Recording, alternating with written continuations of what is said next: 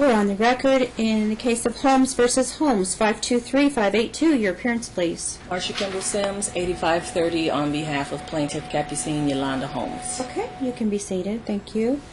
This is the time set for the plaintiff's motion to amend pleadings for an order to enforce, order to show cause, and to set aside the premarital agreement. Back in April, I heard this matter, and at that time we discussed the prenuptial agreement, and I don't recall there being an argument to set it aside. At that time there was not. When we did discovery, we found out that he did not disclose on his affidavit that he owned sold a liquor license later, and that's why we did the motion, because we found out later in discovery that he did not disclose everything. Okay. But your argument to set it aside goes beyond that. Coercion, duress, Yes. undue influence, and under the SOG case, I do have to take evidence if a prenuptial agreement is being contested because it's presumed valid. Yes. Under the law, unless I find evidence that it can be set aside. So let's address that first. You've made allegations that it was signed a couple of days before the marriage. Yes, Your Honor. That it was sprung on her at the last minute. She had no knowledge of it. Did she have independent counsel review it for her? May I ask my client, did you have independent counsel? I had somebody look it over. She said she had somebody look it over, Your Honor. Okay, so she did. And then you say lack of full disclosure. Yes.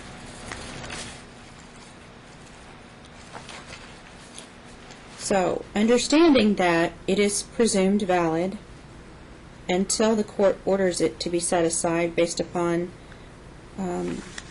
the evidence yet to be presented, we have to operate under that presumption.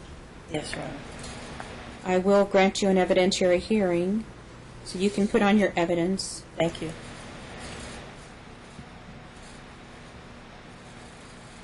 And we'll get a hearing for you before we leave today. Thank you. And I'll have the clerk look for that. Now, with respect to the amendment, I did order in April that she could amend to include a tort claim and community waste claim, and there was no amendment of the pleadings after that. So I had already ordered that that could be allowed. The remaining claims, I believe, are unrelated to the divorce.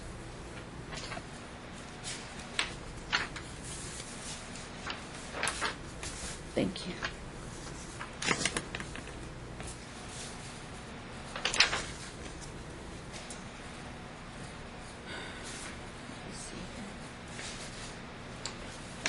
There was an interference of contract allegation that you brought. Yes.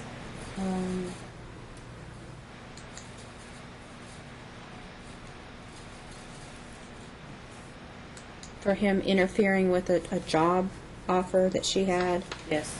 I'm not allowing that claim.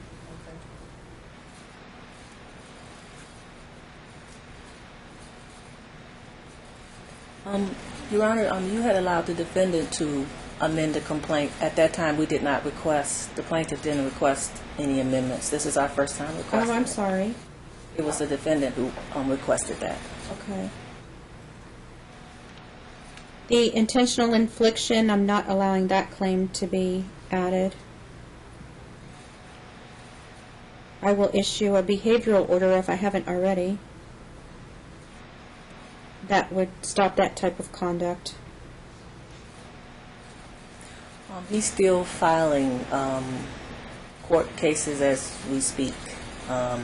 She just went to small claims court, and he decided to, as soon as he got out, he decided to file another complaint against a charitable organization that she belongs to. He has expressed to me that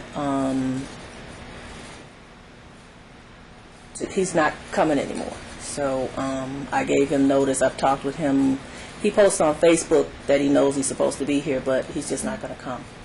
So I don't know how we can get around that type of situation. We'll proceed in his absence. Thank you. He's still at the residence, correct? Yes. The Patrington Court? Yes. And he has an apartment. He has that apartment too. Well, he filed a motion to disqualify me to hear the case, and the chief judge ruled on that and denied it. Then he's filed a complaint for malicious prosecution. That's not a proper document. It's not a motion, so that's being stricken.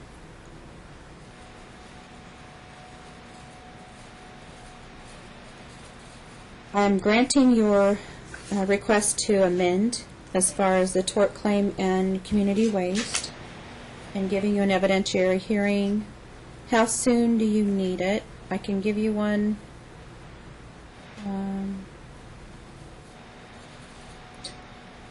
far out or not so far out? Not so far out. Not so far out? Yes.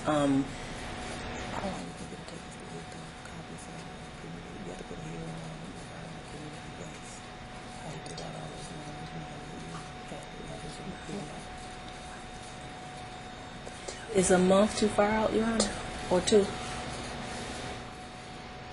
We have an evidentiary hearing on the 12th. Do you want that for your prenuptial?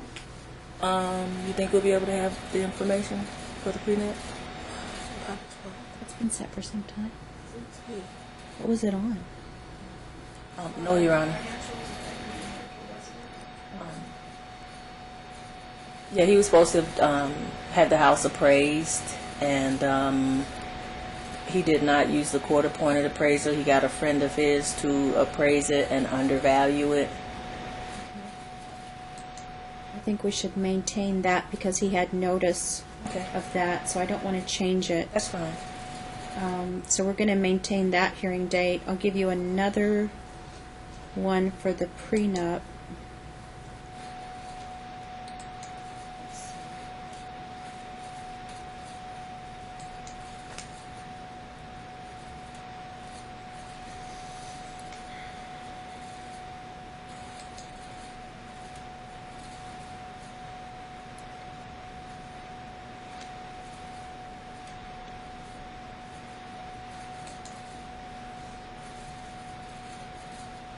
Oh, it's blacked out.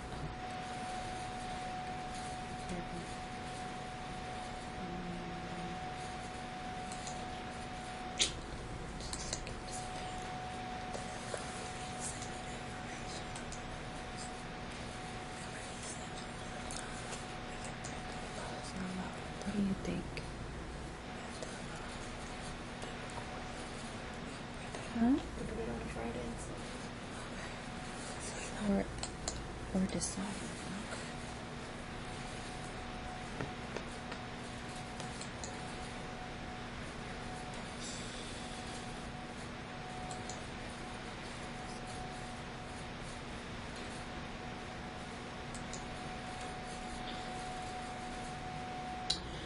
How long do you think you would need? 2 months. A month, if you have it. I mean, for the time frame, like, I'm trying to put you in somewhere. I'm trying to put you in somewhere.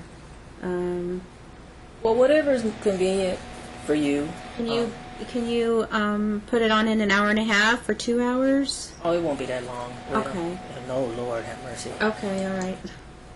An hour maybe. Okay. Because we don't. That's easier for me to put you in a spot.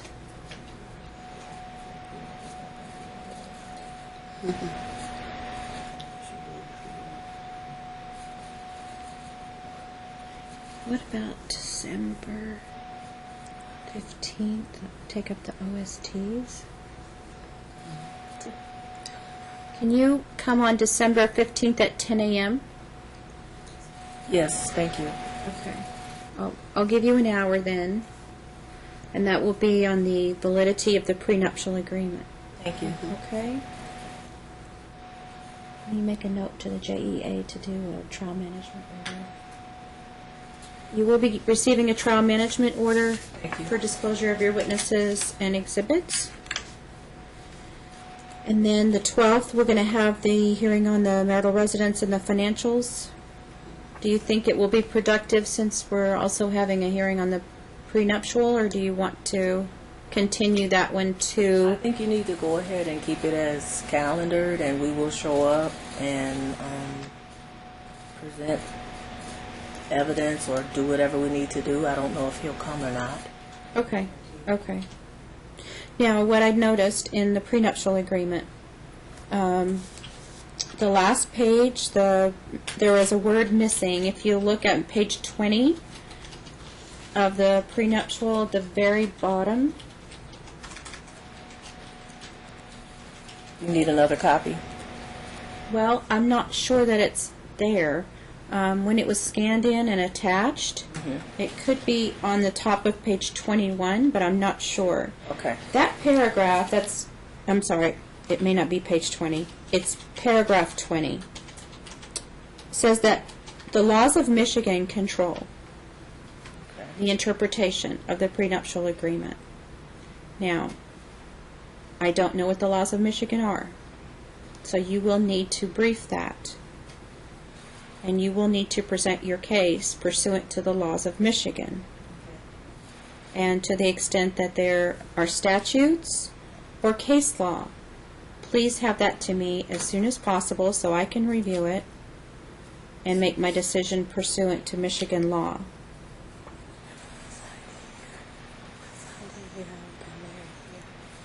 Yeah, but the agreement. She would like for me to make a point that she signed it here and she got married here, but what's in the agreement governs the four corners of the document. So when you sign the document, you agreed to be bound by Michigan laws and statutes when you signed it. If you, when you're with your counsel, he should have pointed that out to you. And the fact that he didn't is neither null nor void. The document speaks for itself, so we have to do Michigan law. Okay?